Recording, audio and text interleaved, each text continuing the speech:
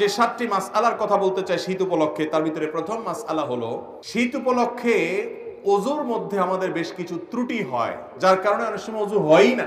শীতের সময় আমাদের ত্বকটা শুকনা থাকে, চামড়াটা সাধারণত কি থাকে, একটু শুষ্ক থাকে। তো যার কারণে আপনি যদি পানি দেন, দেখবেন যে শুধু পানি দিয়ে দিলেই ভিজে না, একটু ভালো করে কি লাগে, ডলতে হয়। বিশেষ করে কয়েকটা অঙ্গ, 2 পায়ের গোড়ালি, এগুলো দেখা যায় যে শুধু আপনি টেপের সামনে পা ধরলেন তাতেই শুকায় যায়, ভিজে যায় না, বরং শুকনা থাকে, অনেকের পা ফেটে থাকে। এই জন্য এটাকে ডলে ডলে কি করতে হয়, ভেজাতে হয় এবং ধুইতে হয়, পানি লাগাইতে হয়। কারণ ত্বক যদি শুকনা থাকে ওযু হবে। অনেকের দেখবেন যে শীতের সময় কোন রকম এরকম টেপ দিয়ে পানি নিয়ে এভাবে মেরে দিয়ে শেষ, কোনই শুকনা থেকে যায়। এই জন্য এগুলোকে ডলে ডলে ধোয়া। অনেকে আছে মুখ ধোন কোন রকম তাড়াহুড়া করে, কানের লতি, এই যে গোড়ার অংশ, চুলের অংশ, গোড়া, এগুলোতে দেখা যায় শুকনা থেকে যায়। নবী করিম সাল্লাল্লাহু আলাইহি ওয়াসাল্লাম বলেছেন, ওয়াইলুল লিল আকাবি মিনান নার, তোমাদের পায়ের গিরা গোড়ালি এগুলোকে জাহান্নামের আগুন থেকে বাঁচাবা, কারণ এগুলো যদি শুকনা থেকে যায় সেগুলো জান্নাতে যাবে না, জাহান্নামে যাবে। এজন্য শীতের মৌসুমে বিশেষভাবে আমাদের ওযুর এই অঙ্গগুলো যেন শুকনা না থাকে সেজন্য ডলে ডলে ওযু করতে হবে। এটা একটা গুরুত্বপূর্ণ মাসআলা। আর ওযুর ক্ষেত্রে আপনারা একটা হাদিস নিশ্চয় খেয়াল করে থাকবেন যে নবী করিম সাল্লাল্লাহু আলাইহি সাল্লাম যেখানে ওযুর কথা বলেছেন সেখানে ইসবাগের কথা বলেছেন। আসবিগুল ওযু, আসবিগুল ওযু আই আকমিলুল ওযু, মানে ওযুকে পূর্ণাঙ্গভাবে করো, ভালোভাবে করো। ওযুতে কোনো প্রকার অলসতা করতে হয় না। আমরা দেখা যায় গরমের সময় খুব লম্বা সময় নিয়ে ওযু করি, শীতের সময় আসলে দেখবেন মসজিদের ওযুখানাতে মানুষ নাই। আসর মাগরিব এশা এই সময় তো ওযুখানা দেখবেন যে খালি, অন্য সময় সিরিয়াল পড়ে থাকে। এর একটা কারণ হলো যে ওই যে ওযু ধরে রাখার চেষ্টা করে অনেকে, আবার অনেকে ওযু করে ঠিক আছে কিন্তু করলেও খুব হুলস্থুল করে, 1 মিনিটের ভিতরে ওযু শেষ। কারণ ঠান্ডা থেকে বাঁচার জন্য কোনো রকম পানি মেরে দিয়ে দৌড় দেয়। এটা তো ওযু হবে না ভাইরা আমার, যদি শুকনা থাকে। 2 নম্বর মাসআলা হলো, যদি কেউ চান শীতের সময় পাও ধোবেন না, বিশেষ করে অনেকে আছেন এজমার রোগী, তাদের পাও ভিজাইলে অসুবিধা হয়, পায়ে পানি লাগালে তাদের সমস্যা দেখা দেয়। সমস্যা হোক বা না হোক, সর্বাবস্থায় আপনি চাইলে শীতের সময় শুধু না অন্য সময়ও করতে পারেন, শীতের সময় বেশি দরকার, সেজন্য শীতের আমল হিসেবে বলছি। আপনি চাইলে পূর্ণাঙ্গ ওযু করলেন, কথার কথা দুপুর বেলায় বা সকাল বেলায় ওযু করলেন, হাত ধুলেন, মুখ ধুলেন, মাথা মাসা করলেন এবং পাও ধুলেন। পাও ধোয়ার পর অর্থাৎ পূর্ণাঙ্গ ওযু করার পর ওযু অবস্থায় যদি আপনি মোজা পরেন এবং মোজাটা যদি চামড়ার হয়, চামড়া মোজা হলে সর্বসম্মতিক্রমে মাসা হয়ে যাবে। কাপড়ের মোজা হলে মাসা হবে কিনা ইখতিলাফ আছে। তবে আমাদের আজকাল যেসব মোজা পাওয়া যায় একেবারে পাতলা, পরলে পার ভিতরে ফাঁকা দেখা যায়, এটা পরে নরমালি হাঁটা যায় না অনেক দূর পর্যন্ত, এগুলো তো মাসা কোনো হওয়ার কোনো সুযোগ নেই। তো যাই হোক, আপনি যদি ওযু করার পর এরকম মোজা পরেন তাহলে সেক্ষেত্রে সেই মোজা পরা অবস্থায় আপনার বাড়িতে অবস্থান থাকাকালীন করলে 24 ঘন্টার মধ্যে ওই মোজা খোলা ছাড়া আপনি ওযু করতে পারবেন। কিভাবে? আপনি হাত ধুলেন, মুখ ধুলেন, মাথা মাসে করলেন, পা ধোয়ার সময় আসলে আপনি ভিজা হাত দিয়া পায়ের উপরে, তলায় না, উপরে এরকম করে একটা টান দিলেন ডান পায়ে, আবার আরেক হাত ভিজায়া বাম পায়ে এরকম একটা টান দিলেন, বা ভিজা হাত দিয়া দোনো পাও আপনি টান দিলেন। তো এইভাবে মাসাহ করার মাধ্যমে পাও ধোয়ার কাজ হয়ে যায়। এবং এটি আহলুস সুন্নাহ ওয়াল জামাতের গুরুত্বপূর্ণ একটা আকীদা যে তারা আহলুস সুন্নাহ ওয়াল জামাতের সকলেই মাসাল হুফাইন বা মুজার উপরে মাসা করাকে জায়েজ মনে করে। নবী করিম সাল্লাল্লাহু আলাইহি সাল্লাম মাসা করেছেন, আলী রাদিয়াল্লাহু তাআলা কে নির্দেশ করেছেন, বিধায় মুজার উপরে মাসা করলে সওয়াব কোনো কম হবে। আমাদের সমাজে কেউ মুজার উপরে মাসা করলে অনেক মুরব্বীরাও বলে যে বাবা এই বয়সে তোমরা মুজা ধরছো, হ্যাঁ এখন তো সাহস করো পাও ধো। না ভাই, মুজার উপরে মাসা করলে সওয়াব একটুও কম হবে না। তো শীতের মৌসুম বিশেষ করে মুজার উপরে মাসা করা আমলটি করা যেতে পারে। অনেক মুরব্বী আছেন, অনেক অসুস্থ মানুষ আছে, এজমার রোগী আছে, কষ্ট হয়, তারপরও সে মুজার উপরে মাসা করে না, না জানার কারণে। তো ভাইরা আমার, মুজার উপরে মাসা করা যায়, চাইলে অন্য সময়ও করা যায়, শীতের সময় বেশি দরকার, সেজন্য এটা শীতের মাসালা হিসেবে বললাম। নাম্বার 3, তৃতীয়ত একটা গুরুত্বপূর্ণ মাসআলা হলো, শীত যখন তীব্র হয়, অনেক হাড় কাঁপানো শীত যখন শুরু হয়, দেখবেন যে গ্রামে শহরে, বিশেষ করে গ্রামে বেশি দেখা যায়, অনেকে চাদর মুড়ি দিয়ে নামাজ পড়েন। আছে না নাই? চাদর মুড়ি দিয়ে নামাজ পড়েন, অর্থাৎ এমন ভাবে চাদর পরেন যে নাকটা সহকারে ঢাকেন, যাতে করে নাক দিয়া ওই যে আপনার কুয়াশা টুয়াশা না ঢুকতে পারে, যাতে করে শীতে চেহারাটা কষ্ট না হয়। সেজন্য পুরো চেহারা ঢেকে শুধু চোখ দুটো খোলা রেখে অনেকে চাদর পরেন। আছে না এরকম? মাথা আপনি চাদরে লাগান, কোনো অসুবিধা নেই, কিন্তু আপনি মুখ ঢাকেন তাহলে সেটা মাকরুহ হবে।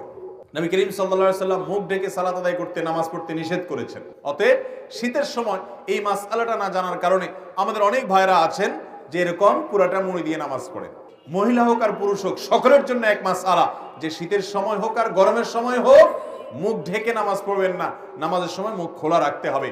হ্যাঁ, কোন মহিলা এমন কোন জায়গায় যদি নামাজ পড়েন সেখানে গায়রে মারাম পুরুষ আসা যাওয়া করে, তাহলে পর্দার খাতিরে তিনি ঢাকতে পারেন, যদি তার অন্য কোনো জায়গায় নামাজ পড়ার সুযোগ ব্যবস্থা না থাকে। কিন্তু সাধারণ অবস্থাতে এটা করা যাবে না। এই জন্য ভাইরা আমার, শীতের সময় মাসআলাটাও মাথায় রাখতে হবে যেন মুখ ঢাকা না হয় আমাদের চাদর দিয়ে। অনেকে মাফলার দিয়েও করে, চাদর না, মাফলারে এমন ভাবে পেঁচায় শুধু চোখ দুটো বাইরে হয়ে থাকে এবং নাক মুখ সব মাফলারে পেঁচানো থাকে। এরকম করলে নামাজ হয়ে যাবে কিন্তু ত্রুটিপূর্ণ হবে এবং মাকরুহ হবে। নাম্বার 4, অনেকে শীতের সময় জ্বরের কারণে অথবা ঠান্ডা লাগছে, প্রচন্ড সর্দি হয়েছে, এই জন্য তিনি নামাজ পড়েন না।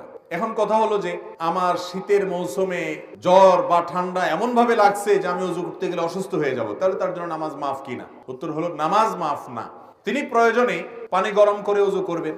পানি গরম করে ওযু করে যদি তিনি তার এই কষ্ট দূর করতে পারেন তাহলে ফাবিহা ওয়া নি'মা, ভালো।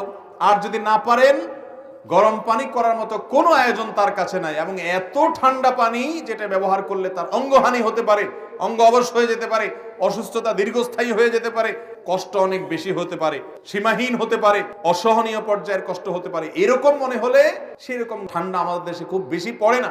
যদি এরকম হয় তাহলে সে ব্যক্তি তায়াম্মুম করতে পারবে, তারপরেও নামাজ ত্যাগ করার সুযোগ।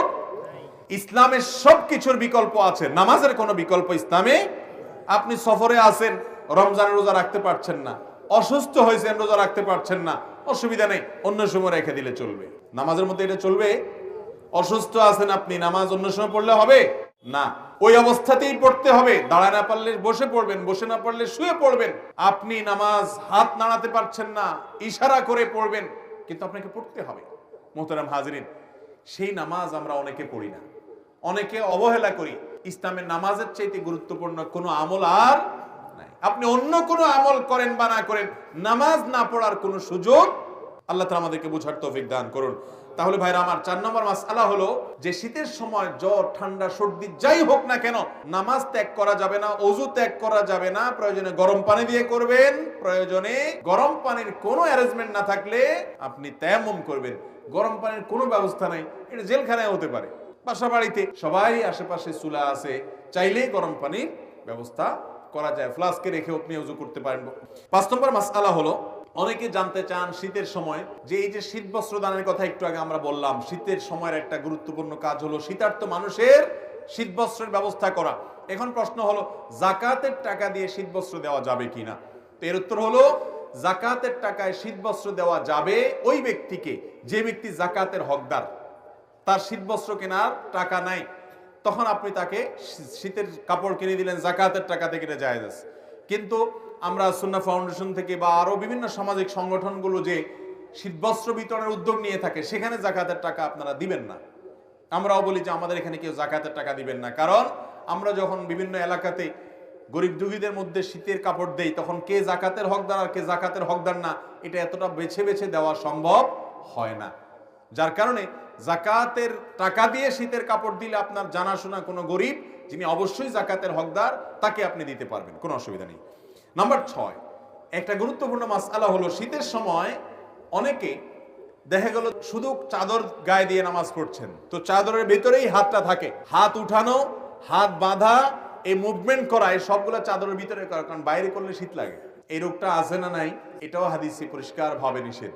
আপনি যদি এক কাপড়ে, যে কাপড়ে নামাজ পড়েন, ধরেন আপনি চাদরে নামাজ পড়ছেন, তো আপনি হাত উঠানোর জন্য, হাত বাঁধার জন্য চাদরের বাইরে হাতটা বের করে নেবেন। আর যদি জামা গায়ে দেওয়া থাকে তাহলে তার বাইর করার কিছু নেই, হাতার ভিতরে হাত থাকাই যথেষ্ট। কিন্তু চাদরের ভিতরে যদি আপনি নামাজ পড়েন বা আপনি বড় কোনো কাপড়ে নামাজ পড়েন, তাহলে সেক্ষেত্রে শীতের জন্য ভিতরে ভিতরে আপনি সেরে ফেললেন, হাতটার বাইর করলেন না, নামাজ হয়ে যাবে, কিন্তু এটা মাকরুহ এবং অনুচিত কাজ।